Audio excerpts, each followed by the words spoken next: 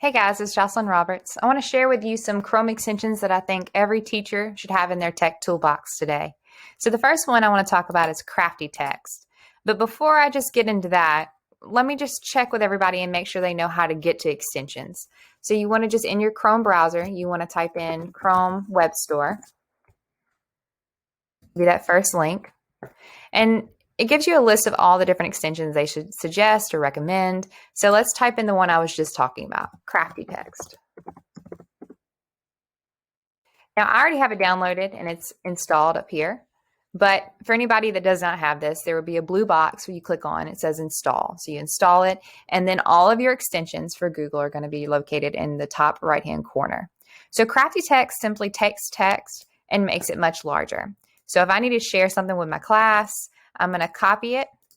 I'm going to click on crafty text and paste it in there and click display. And you see it's much larger, much more visible for anybody. And you can do this physical or virtual school. Either way, it would become helpful.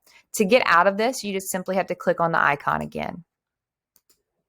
Next up, I want to talk about Bitly. The Bitly extension can actually shorten your URLs. If I'm on a website for my students and I want to share it with them, this is a pretty long URL. So to shorten this, I just want to click on Bitly and it'll pop up over here and it gives you an option to copy or share the shortened URL. So I'm going to copy it and I'm going to throw it into this example document right here. So much shorter than the first original URL. Next up, I want to talk about Mote. The Mote extension allows you to record comments in any G Suite application. It's a friendlier way to give that feedback to a student. So if I'm looking at a PowerPoint that they've created, the typical way to do this, right, is to click Insert, Comment, and then for you to type as a teacher in there the feedback that the student needs. Or now I can click on the Mote icon and it will record my voice, and that way it just gives a more personalized way of feedback for the students and just kind of creates a more friendly environment. So once I'm done giving my comment, I can click Done and Comment, and this extension will actually transform that into an audio file that the students can listen to. Next up, let's talk about Reverso. Reverso is a translator tool that seems to be more accurate than Google Translate.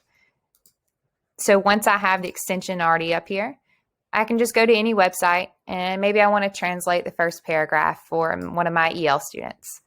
So I just highlight the paragraph, click on Reverso, and it will automatically translate it to the language that you've chosen. There are many different languages on the option section. So now we've got Giphy or Jiffy, depending on how you pronounce it, for Chrome. This is just another way to add some attention grabbers in a PowerPoint or just to add a little bit of fun to all this virtual learning that they're having to do. So any document, any PowerPoint, I just go over here and click on the icon that I just mentioned. And it gives you a list of all the different GIFs that you can include. And so if I'm teaching social studies and I want to pull in this GIF, I just drag it over and drop it. And there it is.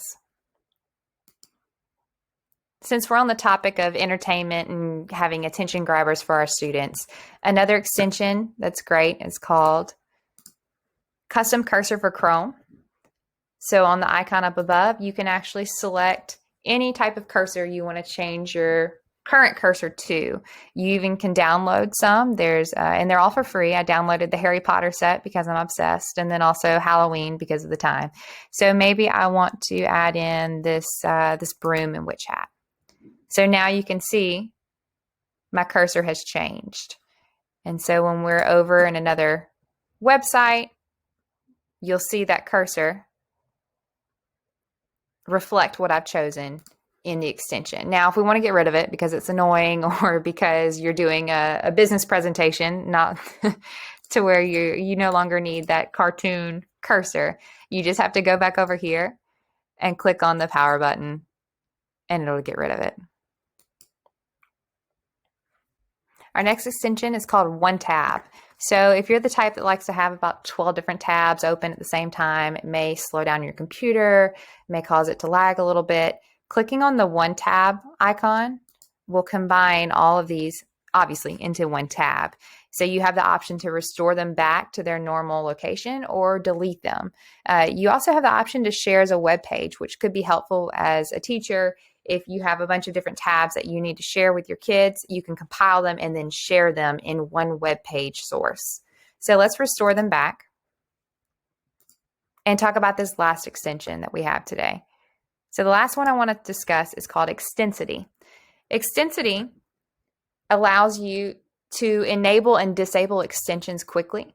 So over here in the right-hand side, we click on it, you can see the ones that I've got working, right? If we want to minimize these and possibly get them off of our tabs, we can do that simply by clicking on it and removing a lot of these extensions. And then if we want them back, we just have to click on them again.